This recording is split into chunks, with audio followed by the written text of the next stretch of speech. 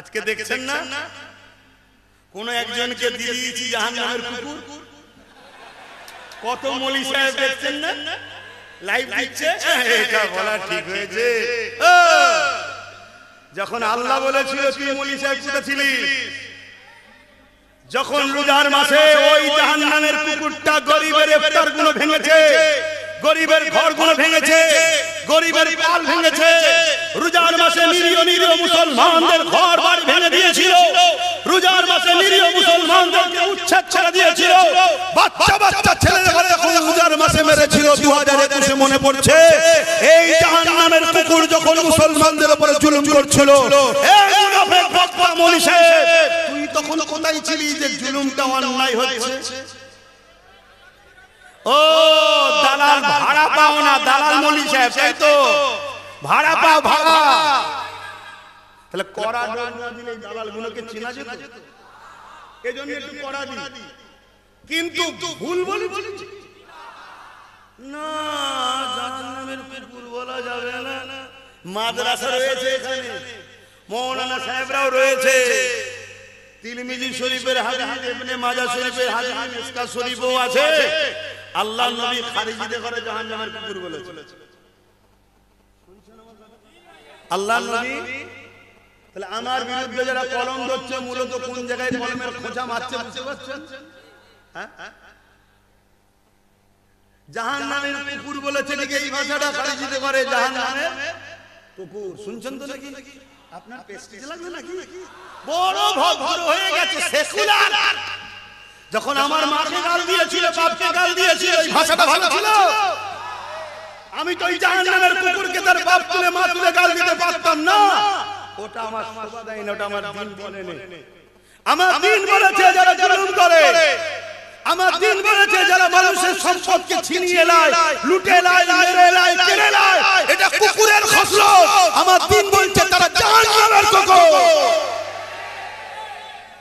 এতিমের মাল খাবি, এই যে এতিমখানা, আজকে যদি প্রকৃত এতিমের উপরে মানুষ তার যাকাতের টাকাগুলো যদি এতিমকে দিত বা এতিমখানাগুলোর পিছনে দিকে খেয়াল রাখতো, তাহলে আজকে এতিমরা গরিব হালে জিন্দেগি কাটাতো না, এতিমরা প্রতিষ্ঠিত হয়ে যেত।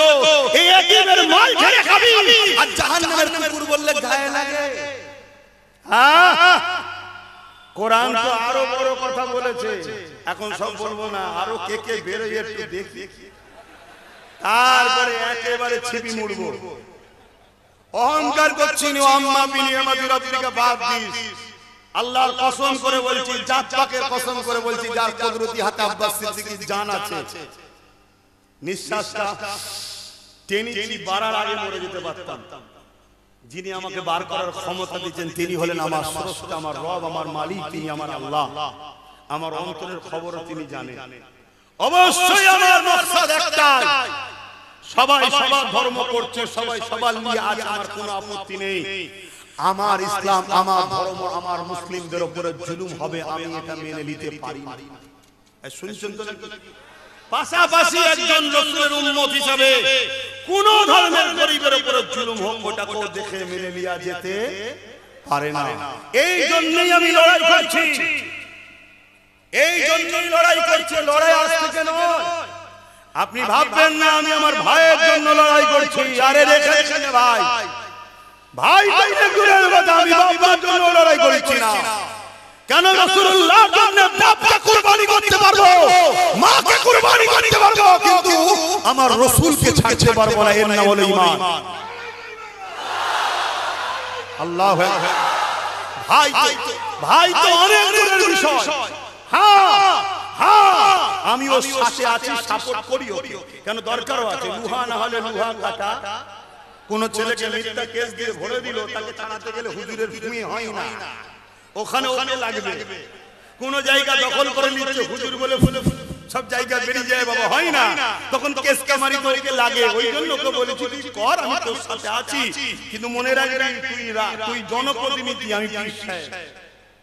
শুনছেন না? শুনে শুনে কিন্তু কিছু মুনাফিক এক জায়গায় গুলিয়ে দিবার প্ল্যান করছে, যাতে করে আব্বাস সিদ্দিকীকে গুলিয়ে দিয়ে সরল প্রাণ মানুষগুলোকে কাছে আমাকে খারাপ করতে পারে। তোরা যতই চেষ্টা করি ওষুধ আমার কাছে আছে। কেউ কেউ বলছে আব্বাস সিদ্দিকী ও তোর ধর্মীয় জলসায় রাজনীতি করে, কেন ভাই? নেই যে কথাগুলো বললাম, এটা রাজনীতি হলো? এজরে বলে ইসলামের দুশমনকে চেনানো মুমিন মুসলমানদের ঘরে এর নাম কি রাজনীতি? হ্যাঁ, রাজনীতি তো রাষ্ট্র সেবা, রাষ্ট্রবাসীর সেবার নাম। আমার নবী রাষ্ট্রবাসীর সেবা করেছে না করেনি? 10 বছর ধরে নবী মদিনার রাষ্ট্রপ্রধান হয়ে রাজনীতি করা শিখিয়েছে। জোরে বলুন সুবহানাল্লাহ। এবং নবী যখন মদিনার রাষ্ট্রপ্রধান হয়, শুনে রাখো যুবক, সেকুলার কাকে বলে শিখাচ্ছ তুমি আমাকে? আমার নেতা মুহাম্মদ সাল্লাল্লাহু আলাইহি সাল্লাম যখন মদিনায় যান, রাষ্ট্রপ্রধান হন, মদিনায় 70% এর উপরে ইহুদি ছিল, অগ্নি পূজারী, মূর্তি পূজারী, বহু ধর্ম, ইহুদি খ্রিস্টান সব ছিল। ওই সময় আমার নবী সর্বদলের নেতাদের ঘরে ডেকে বলল, এইভাবে নিজেরা নিজেরা যদি লুটপাট করো জীবনে বড় হতে পারবে না। অনেক বড় কথা তাদেরকে রাষ্ট্র কায়েম, রাজনীতির প্রশিক্ষণ শিখালো। তারা বলতে লাগলো সব মেনে নেব, আমাদের রাষ্ট্রের প্রধান কে হবে? রাসূল বলল তোমাদের মধ্যে থেকে তোমরা ঠিক করো। তারা সবাই বলল যদি মুহাম্মদ রাসূল হয় তবে আমরা এই মতের সাথে আছি, নয়। তাহলে 70% ইহুদি, অগ্নি পূজারী, মূর্তি পূজারী, সর্বধর্মের মানুষ বলল মুহাম্মদ রাসূল আপনি আমাদের রাষ্ট্রের প্রধান হবেন। জোরে বলো সুবহানাল্লাহ। আমার নবী সাল্লাল্লাহু আলাইহি ওয়াসাল্লাম রাষ্ট্রের প্রধান হলেন। মদিনার সনদ তৈরি হলো, সেখানে নবী বলে দিলেন ধর্মের উপরে কোনো বাড়াবাড়ি জুলুম নয়, ধর্মের উপরে কোনো বাড়াবাড়ি জুলুম নয়। আমার দেশ স্বাধীন হলো, ডক্টর বাবা সাহেব আম্বেদকর সংবিধান লিখে দিল, ধর্মের উপরে কোনো বাড়াবাড়ি। আরে আমিনা লালকে ফলো করা হয়, কথা বুঝে আসছে না? কিন্তু আমার নবীর আখলাক, আদর্শ, ব্যবহার দেখে মদিনার সব মানুষরা আস্তে আস্তে বিশ্বাস করল ইনি আখিরি মেসেঞ্জার। তার দিনের উপরে সবাই চলে গেল। জোরে বলুন সুবহানাল্লাহ। কথা মাথায় ঢুকছে তো? যা কেন অধিকার যাচ্ছে না, কিন্তু এই কথাটা তো বলে দিয়ে যায়। আপনাদের কি আমার আলোচনায় অসুবিধা হচ্ছে? মনে হচ্ছে রাজনীতি করছে, তাই তো? যদি কেউ বলে জানবেন সে মুসলিম সূরাতে মুনাফিক। যদি বলেন কেন, ওই মুনাফিক কোনদিন বলেছে যে কলিকাতার রেড রোডে ঈদের নামাজে মহিলা গিয়ে রাজনীতি করছে? কখনো বলেছে? আজরে বলে এই ঈদের নামাজে মহিলারা যায়, মুসলিম মহিলারা যায়, আমাদের ঈদের নামাজে আমাদের মা বোনেরা যেতে পারে না। তুমি একজন অমুসলিম হয়ে আমার ঈদের নামাজে কলিকাতার রেড রোডে যাচ্ছ, এটা কি রাজনীতি নয়? ধর্মকে রাজনীতি ব্যানার করছো না করোনি? চলে আসো, বড় বড় ইফতার পার্টির নামে দিনে 10 বার খাওয়া গুলো সব যে গপ কর তরমুজ খেচ্ছে, আপেল খেচ্ছে, বেদানা খেচ্ছে, যেন মনে হচ্ছে খাই না জীবনে বলে। এটা কি রাজনীতি নয়? কথা বলো, ধর্ম দুহাইদের রাজনীতি এটা নয়? আর আমার নবীর মেম্বারে বসে সেই নবীর খানদানের ছেলে, সেই নবীর গোলাম হয়ে নবীর দ্বীনকে যারা মিটাতে চাইছে তাদের বিরুদ্ধে সমাজকে সজাগ করার জন্য শিখাবো। তুমি আমার রাজনীতি দেখছো, জানতে হবে তুমি মুনাফিক। শুনছেন? আর মুনাফিকের ঠিকানা কোথায়? জোরে বলো। আর জাহান্নামে শুধু বললে হবে না, মুনাফিককে পাঠাবে সবথেকে কঠিনতম নিকৃষ্ট জাহান্নাম। কেউ যদি এই হালে থাকো, তওবা করে ফিরে আসো। ফিরছে না ফেরে ছেলেরা? এই তওবা করছে না করে না? বলো ভুল রাস্তায় ছিল, তওবা করছে না করে না? এই তওবা বলে সবই ঠিক আছে, আপনি এসব বলছেন যদি কেউ তওবা করে এলাই, এটা ফচকে ফচকে কথা নয়। হ্যাঁ, আচ্ছা তওবা যে করবে আল্লাহ তাকে তো maaf করে দেবে। এই ঠিক না বেটি? যখন তওবা করে নিচ্ছে সে কি আর পাপী রয়েছে? তো ফতোয়াটা তো পাপের উপরে হয়, বর্তমানের উপরে হয়, পরিস্থিতির উপরে হয়। কথা বুঝে আসছে না? নাই। কিন্তু এটাও শুনে রেখে দাও, দ্বীনের দুশমন আর মুশরিকদের মাপ নাই। শুনছেন তো নাকি? দ্বীনের দুশমন মুশরিকদের মাফ নাই। আর এটাও শুনে রেখে দাও, আল্লাহর সঙ্গে কেউ যদি শিরক করার পরেও কলেমার অর্ধেক কবুল করে না, আল্লাহ পাক তাকে ক্ষমা করে দেবে বলেছে। কিন্তু আমার রাসূলুল্লাহর শানে কেউ যদি বিয়াদবি করে, আমার আল্লাহ বলেছে তাকে আমি তওবা করার সুযোগ দেব না, তাকে আমি পরিবর্তন হবার সুযোগ দেব না। এ নওজওয়ানেরা, তরুণেরা, বাপেরা, এই মনে রেখে দেবে, আমার রাসূল পাক সাল্লাল্লাহু আলাইহি ওয়াসাল্লামের কষ্টের ইসলামকে মিটাবার ষড়যন্ত্র চলছে। ওই কাজে যদি তোমরা অংশগ্রহণ করে ফেলো, নাজাত হবে না। আল্লাহ পাক সুযোগ দিয়েছে, তওবা করে নাও, পরিবর্তন হয়ে যাও, ফিরে আসো, ফিরে আসো। এ যুবকেরা, তরুণেরা, বাপেরা, জালিমদের কাজ হলো তোমাদেরকে আল্লাহর ভয় না দেখিয়ে জুলুমের ভয় দেখাবে। জালিমদের কাজ কি? আল্লাহর ভয় দেখাবে না, কিসের ভয় দেখাবে? জুলুমের। আর মুমিনের কাজ কি? আল্লাহর ভয়ের কথা বলবে। কেন? যে আল্লাহকে ভয় করে, ওয়ালিমান খাফা মাকাম রাব্বিহি জান্নাতান, আল্লাহ তাদেরকে দুটো জান্নাত দেবে। জোরে বলুন সুবহানাল্লাহ। বলো না গো, আমার কথা অসুবিধা হচ্ছে। আচ্ছা, আমেরিকায় প্রেসিডেন্ট কি মুসলমান? বলো বলো বলো, কোনদিন হয়েছে মুসলমান? আমেরিকার প্রধান সেনাপতি, আমেরিকার রাষ্ট্রপতি, আমেরিকার ডিএম, আমেরিকার যারা পদে আছে সব মুসলমান। তারা তো বলেছিল ইসলামকে মুছে দেবো, মুছতে পেরেছে? উপরন্তু কি হয়েছে? কেন বেড়েছে? আতর যত লড়াই, খুশবু তত ছড়ায়। চুপ থাকলে হয় না। আল্লাহ দ্বীনের হিকমত আল্লাহ বোঝে। আজও যদি কেউ মনে করে ক্ষমতার জোরে ইসলামকে মিটিয়ে দেবো, মুছিয়ে দেবো, সে কি পারবে? কিন্তু আমাদের ডিউটি আছে না নাই? দ্বীনের পক্ষে কথা বলার। বাপেরা, নওজওয়ানেরা, এই বিষয়ে আরেকটা কথা বলে যায়।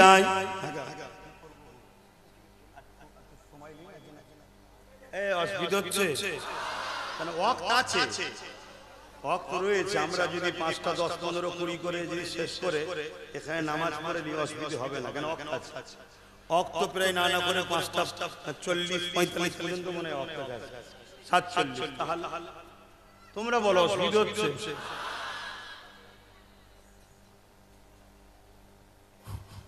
জিন্দেগির মাকসাদ বোঝো। তোমাকে আল্লাহ বানালো কেন বোঝো। সূর্য বানিয়েছে তোমাকে আমাকে রশ্মি দেবে, গাছ বানিয়েছে তোমাকে আমাকে ফলমূল অক্সিজেন দেবে, চাঁদ বানিয়েছে তোমার আমার মাসের হিসাব ও নাইট ল্যাম্প হিসাবে। তোমাকে আল্লাহ বানালো কেন? একটা মাকসাদ বোঝো। তোমার মাকসাদ হলো একটাই, এই জমিনে নবীর গোলামি করা, অন্যায়কে মিটিয়ে ন্যায়কে প্রতিষ্ঠিত করা। এটাই হলো তোমার আমার মাকসাদ। জোরে বলুন সুবহানাল্লাহ। যদি এই মাকসাদ বাস্তবায়ন করতে না পারো, তাহলে নাজাত নাই। আর এই মাকসাদ যদি বাস্তবে রূপ দিতে পারো, তবেই কিন্তু নাজাত। জোরে বলুন সুবহানাল্লাহ। আর সুলতানপুর এলাকার মানুষ, এই প্রথমবার মনে আপনাদের এলাকায় এলাম নাকি? হ্যাঁ, এসছি। তো যাই হোক, আমার কথাতে কেউ কষ্ট পেয়েছো কি জানি না, তবে আমি একটা ছোট্ট কথা জিজ্ঞেস করব। নিশ্চয়ই তোমরা শুনেছো, কেন্দ্র সরকার ওয়াকাফ কালা কানুনের নামে 2025 ওয়াকাফ কালা কানুন তৈরি করেছে, যে আইনটা সংবিধানের বিরুদ্ধে।